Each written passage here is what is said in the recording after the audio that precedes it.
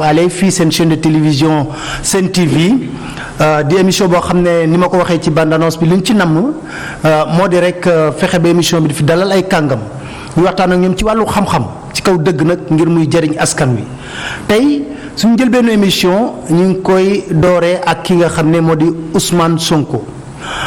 di njiitu Pastef les Patriotes ñu xam ko bu baax a baax ci wàllu kujje politique gi ndax taxawaayam. jaar-jaaram wane na ko bu nekkee ne gàtt na sax ci li nga xam ne moo di scène politique bi gis nañ ne pour une première participation aux élections législatives nekk na député moom taxawaay bu moom ci assemblée nationale. gis nañ tamit pour une première participation ci présidentielle mu am benn chiffre boo xam ne 2 chiffres la lu ñuy wax ne 15% mu am ko ci pour une première participation ñu bëri ne mat nañ bàyyi xel ci Ousmane Sonko ndax ndaw yi ko topp. tey ñu fas yéene ànd ak moom ci biir waxtaan bi Ousmane gannaaw bu ma la nuyoo ba noppi ma jox la kàddu gi nga nuyoo ak suñu mbokku téléspectateurs yu ñuy seetaan. waaw jërëjëf Pape Alé ñu ngi leen di nuyu di nuyu borom kër gi. di nuyu ñiy liggéey fii yëpp waaye.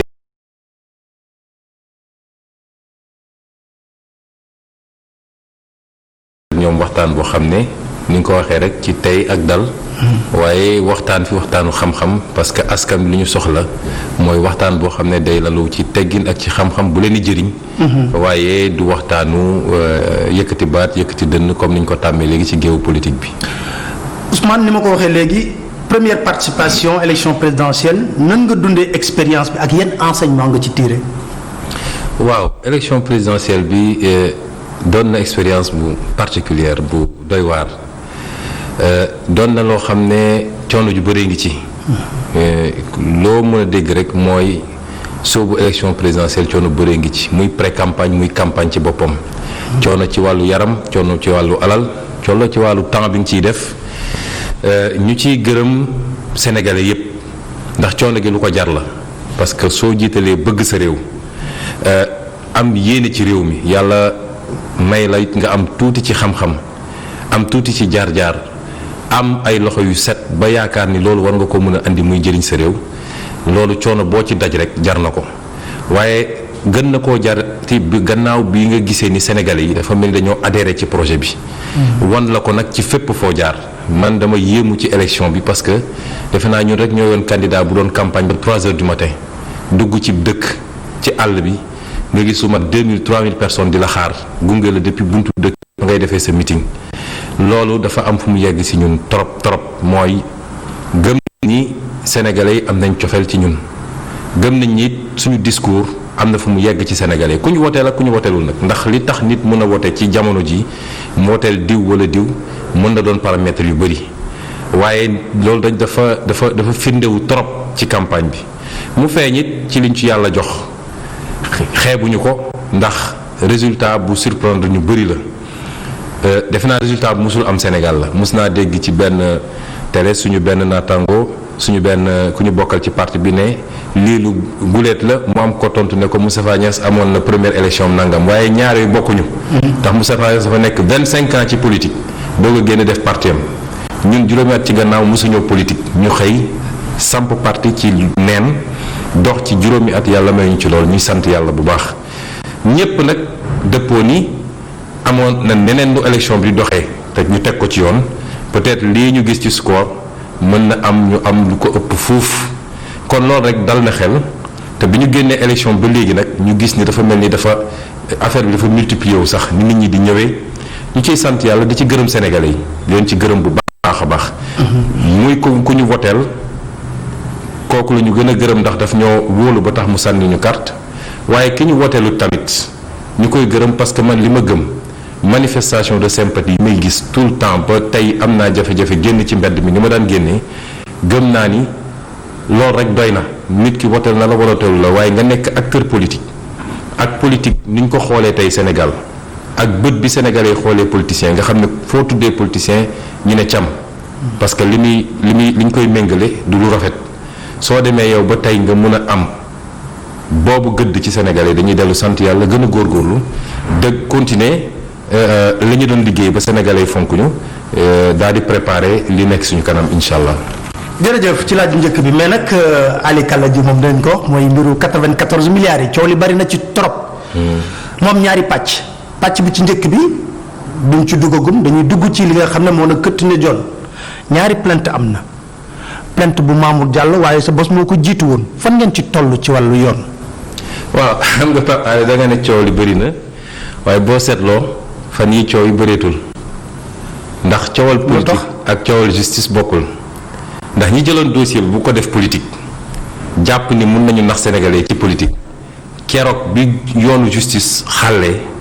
nga leen dégg ñoom ñëpp ñu noppi parce que mosuñoo bëgg ñoom dossier bi egg justice. mais ñoom porté nañ la plainte aussi. déet bàyyi ma egg si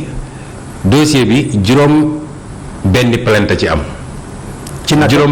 juróom ñetti plainte moo ci am ak ñetti dénonciation ndax dénonciation yi bul fàtte ni man maa njëkk a bind ba may bind dama bind IGE bind OFNAC mu ngi am solo ñu dellu si waat ma bind plainte teg ko ci table procureur 4 mai 2018 procureur teg ci tànkam ne du ci àddu dégg ngeen ko yéen ñëpp ci conférence de presse mu ne comme Sonko nee na moom dafa jël 8 mois pour préparer dossier bi ma ni damay jël sama temps nga loolu waxu procureur ma gis ni kii narul dem ma wëlbatiku dem déposer plainte ci table doyen des juges boobu plainte nag moom laay développé bu si kanam ni tuuti ñu dellu si waat ay mouvement citoyen daje ñoom it déposer seen plainte muy juróomi plainte déjà juróomi plainte yoo xam ne yépp c'est à charge contre Ndeye Mbill mi ak ñi mu àndal mu am benn plainte boo xam ne dinañ ci wax léegi. moom lañ ne plainte nañ ma ko bi Mamour Diallo déposé mooy bu mujjee donc yi ma wax ni yëpp ñoo jiitu bi ma njëkk a déposé jiitu na presque 2 ans léegi ndax 4 mai 2017 ba tey ñu ngi 2019 4 mai 2018 ba tey ñu ngi octobre 2019 xam nga ni loolu yàgg na. mais su ma nee gars yi wax ji wàññeeku na mooy suñu gars yi dañoo foog ni mun nañ nax Sénégalais yi dañoo bëggoon jaaree politiser dossier bi. moo tax ñu ne nañ jaar assemblée nationale. bëgguma ñu laalagum foofu. mu nekk ci wàllu yoon. parce que après nañ dem ci politique bi. léegi nag bi ñu demee ba sës ba foog ni ñoom seen coup jàll na. yàlla def man plainte bi ma déposé ci doyen des juges keroog bi ñu nee suba la ñu war a daje assemblée nationale pour def seen yooyu noonu doyen des juges woo ma. ñu ne yaa ko sàkku. mais ku déposé plainte am nga sàkku. am nga droit sàkku xam nga sénégalais yi. dañu am nu ñuy fonctionner daal di utiliser seeni waxkat ñii ci presse bi ñii naan ay analystes lañ ñu wax lu amul benn solo mais Pape Alé yow soo déposé sa plainte ci tribunal plainte bi rek sàkku la plainte bi nga déposé ci boppam mooy sàkku boo ko déposé nag toog tuuti déggoo ki nga déposé plainte bi bougé am nga sañ-sañ ne ko sëñ bi déposé naa plainte foofu waxal ak man dew ma fa personnellement dama toog sama avocat woo ma ne ma doyen des juges nee na suba dina mun nga ñëw mu déglu la à 17h. man dew ma fa yeblew ma fa ma toog ñu ne ma doyen des juges nee na déglu te yoon la liggéeyam la dañoo déposer plainte dafa war a def li mu war a def bañ fa demee mu déglu ñu def li ñuy wax PV de confirmation de la plainte daal di def ordonnance buy fixer montant consignation bi ne fixé naa consignation bi 100 000 francs le lendemain ma jël ordonnance bi samay avocat dem caisse dépôt et consignation ñu fay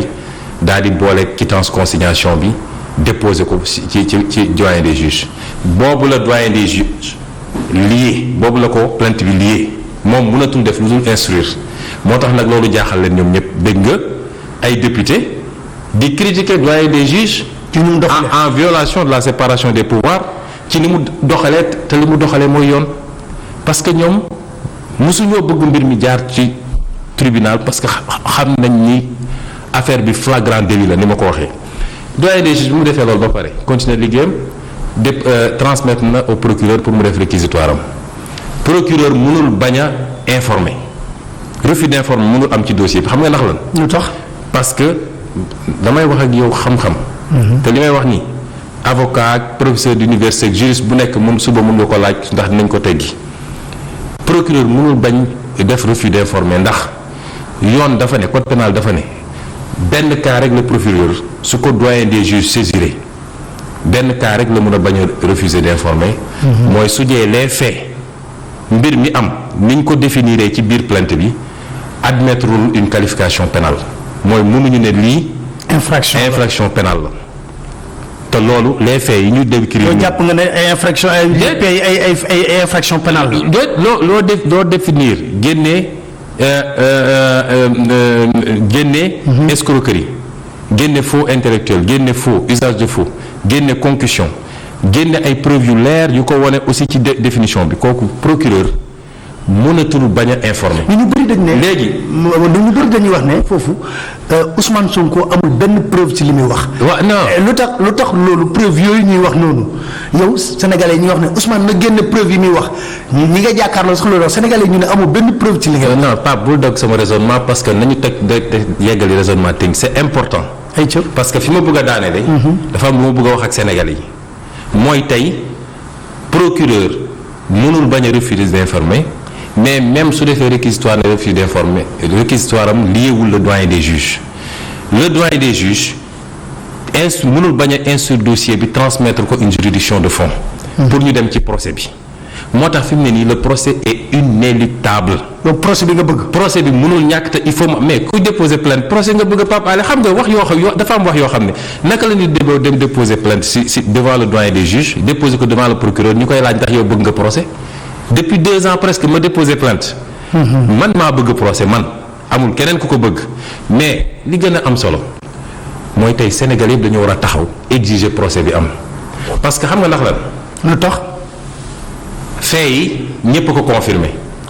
soo lire rapport d'enquête parlementaire bi xam nga sama gars yi dañoo cuune nag. mënuñu seen rapport d'enquête parlementaire bi lii la wax mooy benn 94 milliards yi lu existé la. xam nga bi ma ko njëkkee tudd ñoom ñëpp dañoo yooxu ne amul dafay sos léegi ñëpp d'accord nañu 94 milliards yi lu am la. lu tax nga wax loolu. mais xanaa liiroo rapport bi. mooy deux acquiescements yi. waaw ne rapport bi nee na ñaari acquiescement am na benn 49 milliards benn 44 milliards muy 94 milliards yoo xam ne. effectivement am na muy benn. ñaareel bi ñëpp dëppoo nañ ni waruloon am y compris rapport parlementaire bi dëppoo nañ ni base légale amuloon pour ñu mën a signer acquiescement yi pour génne 94 milliards ci keesu état pour séddale ko ay nit. kon fee yi kenn wedde mu des ñu wax kan mooy responsable ñoom rapport d'enquête parlementaire bi ne déedéet du Mamour Diallo waaye rakkam la